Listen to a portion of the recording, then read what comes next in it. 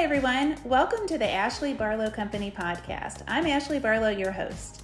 If you are a parent, a teacher, or someone who works at a school, or you're a community member, a volunteer, or a staff member at an organization that supports people with special education plans, a coach, a tutor, or even a grandparent, you're in the right place. Sit back with an ice-cold glass of lemonade, put on your walking shoes and grab some headphones, roll down the windows and cruise. Ready, set, go. Educate, advocate, collaborate. Hi, Katie. Hello. You guys, Katie and I are best friends already. It's going to be fun. We're going to buy a Volkswagen bus or just move Penny back out to California and we're going to live in it. So I think that needs to happen. Yes. It needs to happen. Okay. I cannot wait to chat with you. Katie and I have maybe had this on the books 3, 7, 18 times. I was thinking about that too. We're busy people and we've all dealt with a lot of illness in the last little bit. So I'm so appreciative that you're here and that you can share your wisdom and expertise with my audience. Why don't you do just a quick little introduction? Sure. Well, thank you for your flexibility and having me. So it's awesome to actually connect with you and to have these conversations. So my name's Katie Larew. I am the founder of Assistive Technology for Dyslexia. I'm from New Jersey and I live in San Diego, California now, hence the VW bus. And yes, I started as a special education classroom teacher and then went on to get additional certifications with Orton-Gillingham and Assistive Technology, went on to become an Assistive Technology Specialist for a K through 12 school district.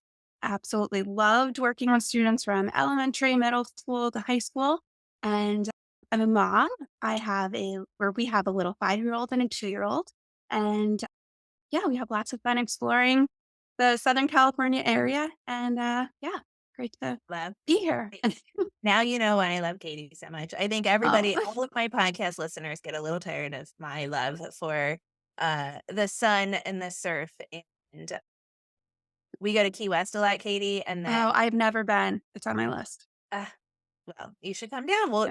We'll do an exchange. I'll come to see you and you can come to see me. That sounds good. Yeah. So you guys, Katie presented at the conference last year, and I think that I had followed Katie for a few years prior to that. And I think that her insight and help in the area of assistive technology is so important. And Katie, I don't know if you know this, but I actually got trained in OG this time last year. I do. I love seeing that. So that is awesome. And the more people doing Orton-Gillingham is just awesome. So it is. And I think so that's why, and then there's little rabbit holes that we can go down when we think about OG. So I'm super curious about how assistive technology, AT, and reading kind of go together. Can you, some people might be like, wait, why would I want assistive technology for dyslexia? Kind of get us started there. Okay. So I love that you actually bring this up because I don't always get to talk about this. So thinking the best way I can kind of start with is going back to my classroom experience. When I was a classroom special education teacher, I was teaching a resource room. I had teaching in a resource room, teaching in class support settings, co-teaching settings. So I had an incredible director and they basically said, try to get as many certifications as possible. So I went on to get the Orton-Gillingham certification and I started utilizing the approach within my classroom, which was great. And I could then incorporate that when working with the students. Then once we went into the MCLEC or the larger group class setting and, the students were being asked, okay, let's read a chapter from the social studies book, or we have this worksheet in front of us and they would I was Miss Didia at the time. Miss Didia, can you come over and read these directions to me? Or can you read this word problem? And I would try to incorporate the OG strategies and try to, okay, let's, finger spell. Let's look at the multisyllabic words. Let's talk about the root word, utilizing that approach, but then making sure that they had access to be able to complete the curriculum and to access the curriculum. So then what you can the cold. Sorry. Oh, no, perfectly imperfect is the brand around here. So Okay. those of you that, are watching on YouTube, you'll also see that the two sides of my face are totally different sides because I'm halfway into a root canal that, obviously has to take 2 appointments. So Oh, cough away, Katie, cough okay. away. Thank you. So, yeah, I'm thinking about students having access to the curriculum and being able to read that chapter or read that worksheet independently. So then I started to explore assistive technology, and assistive technology provides access to curriculum. So, one of the other things I like to say is assistive technology provides access to the curriculum, but it doesn't replace the curriculum. So, I work with a lot of families, and the concern is about um, not wanting to give up handwriting, not wanting to give up the reading instruction, the writing instruction. And I would not recommend doing that at all. No. Like, Yes. still work on the building those skills, building that foundation, reinforcing those strategies, and thinking of assistive technology as a toolkit or as a tool to add to your toolkit. Yeah, it's like the difference between specially designed instruction and accommodations. So we still are working on accommodation or on specially designed instruction. We are still working building the foundational reading skills or whatever we need to work on. So reading comprehension or whatever. But in order to access the rest of the curriculum, assistive technology can help, right? And Mhm. and I think that's really cool. What then I think the next kind of natural question. Oh, but before that, I want to say I just have like an aside. We're going to talk about like implementation, right? Like what are Mhm. some tools and how do we implement them? Um, because I think that's the next natural question. But one thing I was going Absolutely. to say is I was talking recently to a college student who has dyslexia, and he also has ADHD. And I was saying to him that I listen, it was fun. I like Audible a lot. The Mhm. reason I like to listen to books on tape is because they distract me just enough that I get started on something. So, like, even, I might look at a pile of laundry and be like, I'll do that later. I'll do that later. But if I'm just distracted enough by a book, then it's like, oh, I can listen to the book and be doing something and also put Mhm. away the laundry. Um, but the problem was that I am listening to a book with a plot instead of a memoir, and I'm also reading a book with a plot, and I am incapable of I'm like, "Wait a minute, doesn't he play basketball?" But that's in the other book. I'm very confused. And this kid said, young adult, he said, "Oh, I listen to a book when I do everything." He listens to a book while he studies, and somehow he can take in mechanical engineering and also the book. Which I think is Wow. so cool from, like, an ADHD profile Wow. standpoint, and I love this kid a lot, and so I was like, Mhm. "I don't think that's a good idea." Maybe try the TV. Uh, but my point here is also assistive technology can be so helpful in, like, everyday life kinds of Yes. way. What do you think? Yes. Absolutely. And there's so many different forms of assistive technology. And one thing too is thinking about like a UDL approach. So UDL being universal design for learning. And when we think about the way in which we're providing, if we're asking everybody to do something, if we start with making it accessible for all students, that can be beneficial for all students. And when we're thinking about assistive technology too, like a lot of times when I'm talking with teachers or, parents and thinking about, okay, what are the areas that are challenging for your child? And what are the areas that could need additional support? And those tools could be tools that many other students are also utilizing as well. But for your child or for that student, that might be the tool that they require to access the curriculum. Does And it that also make might not have sense? anything to do with their educational profile. So the cool Right. thing I think about is if we do that tier one universal design kind of Mhm. model. So tier one, whole group instruction. If at the very beginning we say we're going to read of mice and men, and you can access it in these ways: paper book, Mhm. audiobook. Who wants a paper book? Who wants an audiobook? Who wants both? Arguably, maybe everybody should have both.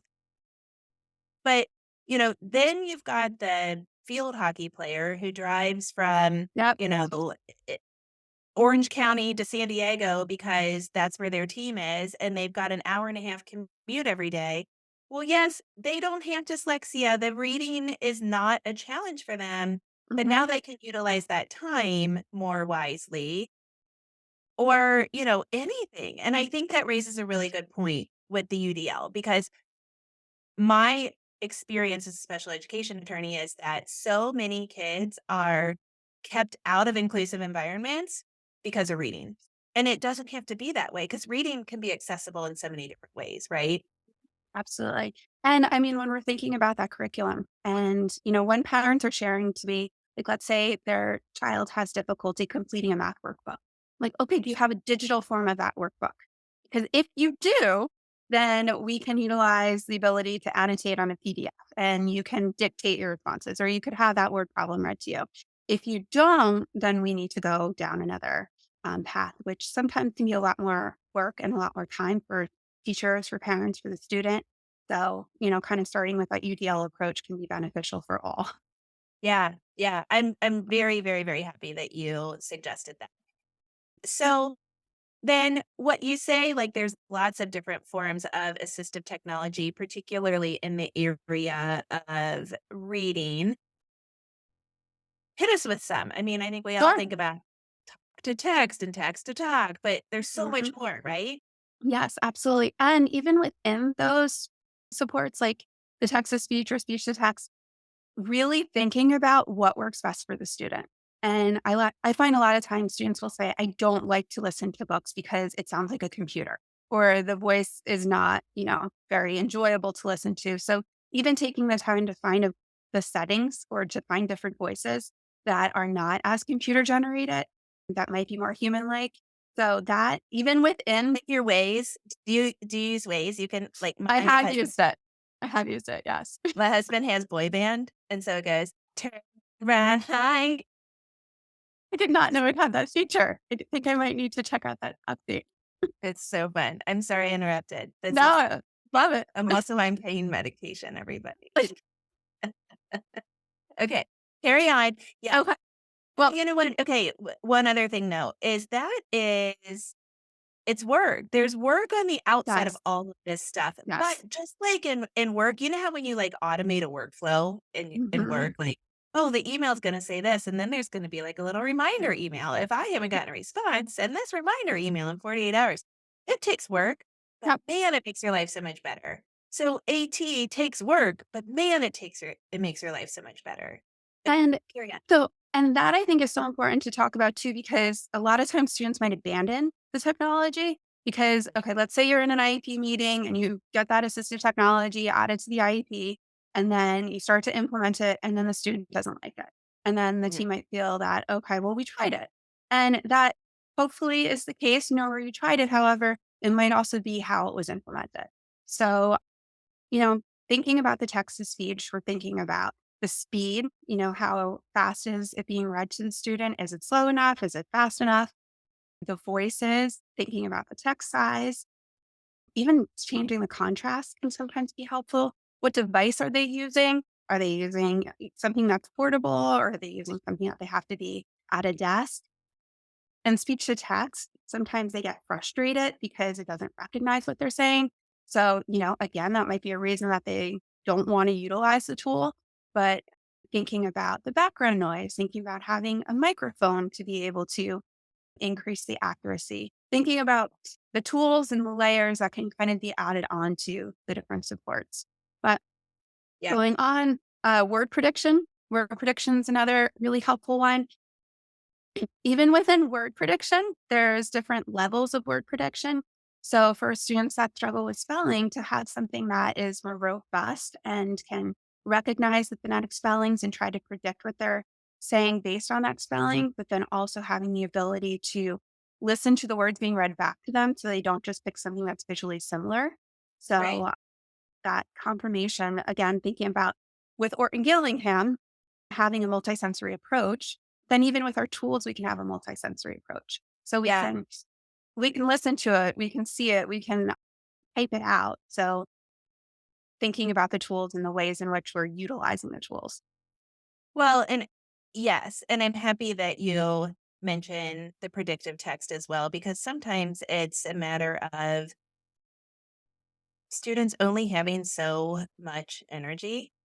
I put this on my stories yesterday, and I think it applies to so many kids. I mean, the rate of comorbidity with ADHD and specific learning disabilities is pretty significant. So, if you are dysregulated because of ADHD, like, your proprioception is driving you crazy, or you're having a hard time focusing, or weeding out background noise or light or whatever it is, um, your body is going to have a hard time coming up with other things. And for a lot of kids with ADHD, it's coming up with the words. They don't have the Mhm.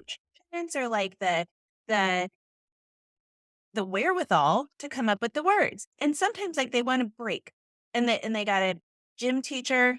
My son and I are watching Glee, and they've got that terrible gym teacher is their teacher. Well, that person's going to trigger you, and you're going to lose all of your coping skills. But if we had a break card, we could just hold up the break card. And then if we want to come away from the break card, then predictive text can be like, the cool thing about predictive text is it starts to recognize the things that you like to talk about or the things that you whatever. So the next word's probably going to be need. And then it's going to be a break. And so then we can start to try to communicate and get ourselves those skills and tools. I think that's a cool thing too, Katie, when the assistive technology becomes a part of the actual learning. Yes. It goes Yes. from accommodation to learning too, right? Mhm. Well, like you said, I mean, it takes work. So even thinking about something like that, just taking the time and figuring it out and really having a collaborative approach so that the student really feels part of the process because thinking about what's working for you, what's not working for you, are the teachers comfortable with the technology? Are the parents comfortable with technology and the tools and thinking about what do they look like in different settings? Like, as you mentioned, being in the car, a lot of students, going to different activities and thinking about or for siblings too, depending on what your after school activities look like and making Yeah. sure that it's accessible. And, I mean, the other piece to this is that dyslexia is a language based disorder. And so when we think language, we also think communication. So, how does communication come into this conversation? Well, thinking about the way in which we're communicating, what's the form? Are we communicating through our writing? Are we communicating through handwriting or are we typing out responses? And then thinking about the process of writing and, the way in which we communicate can look different. It could be visual, and thinking about different ways we can represent that communication and thinking about the student's strengths. Are they artistic? Do they enjoy communicating through different forms of expression. So thinking about the student and what's working best for them and to be able to provide opportunities to exhibit those strengths. So that's one thing I love with the AT is that you can do so many different things with it. You can have students utilize like graphic organizers, for example, for the brainstorming. And that could be something that is very visual. And that can help to, organize their thoughts, but then also support them throughout the writing process. I think like that's a really good point. There are so many things that my team here at Ashley Barlow Company sends me that, like, Rachel, my creative director, likes to use Google Docs. I don't like Google Docs. I prefer, like an Excel spreadsheet. And so, like, if I had dyslexia and I had, this, like, the way that I took in information visually was different because of a neurological difference, I would that might bother me more than it does, right? More than it bothers me. And so, like, trialing different things. I mean, I'm a 45-year-old woman that has had a lot of life experiences and can say, I just don't like it. I don't like it. I'm Mhm. not used to it. Yep. I don't like it. I'm going to do this. And then I'll convert it to a Google Doc for you.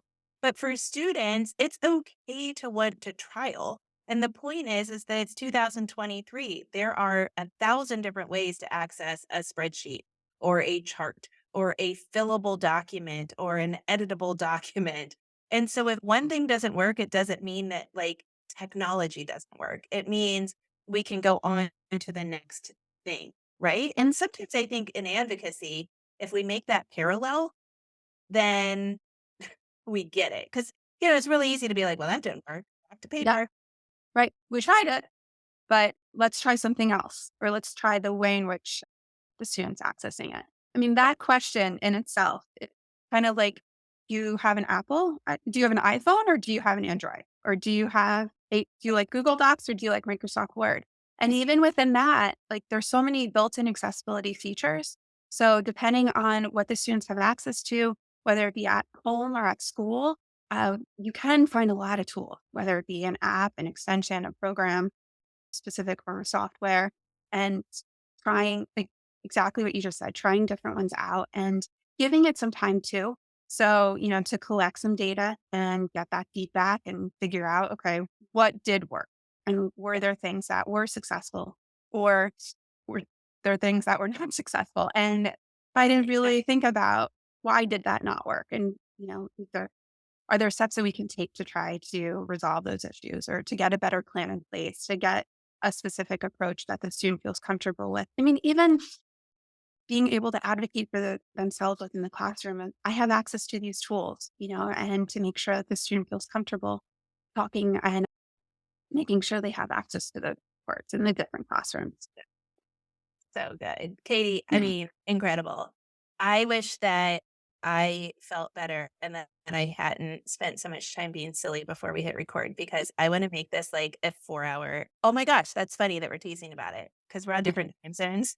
And so I said to Katie, oh, we need to finish at noon because I have a noon appointment. And Katie was like, oh my God, are we recording for 3 hours? Because she's in California and I'm in Kentucky. Anyway, I wish that we could record for 3 hours. Will you come back for real? Absolutely. I would love to. Absolutely Okay. love to. Tell people where to find you and what you do. How can you help my audience? So you can find me on Instagram so it's very long, but you can search for Katie Larew or Assistive Technology for Dyslexia. I'm also on Facebook as well. And my website is assistivetechnologyfordyslexia.com. And basically what I try to do is make assistive technology more accessible for students and families, so that it doesn't feel as overwhelming, and taking a step-by-step approach. So you can think about all those different things, but I can help you through that process. So I provide step-by-step trainings. I also provide professional development and workshops for parents and students and teachers. My trainings also, I try to approach it so that the student is doing everything on their own device. So yes, I can demonstrate, I can show you, okay, this is how you do it, but I know that you could also Google that, and I know that you could find that on your own. However, having me as your assistive technology coach to help support you along the way. So I help students actually install the apps, to create all those settings that work with them, help parents with the implementation, as well as the teacher, so that you can start to learn about the different tools that are out there, but then also how you can advocate for them and just empower yourself too. So the student feels comfortable with the tools, as well as the parents and the teachers. Again, that whole collaboration. So good. And like, if you can't tell, she's got this whole SoCal vibe going on. She's so chill. She's so beautiful. She's so great. And as a parent whose kid uses assistive technology, I want to like ram it down his throat, like, put your finger here, ask for this, do this, do that. And I then watch our Jenny, who is our helper with AT. And I'm like, gosh, if only I could be more like Jenny. So you need a Katie in your lives, because you might be trying to act more like me and control your child's communication. So there's always that. Ashley, Katie, thanks so much for joining us. thank you so much for having me.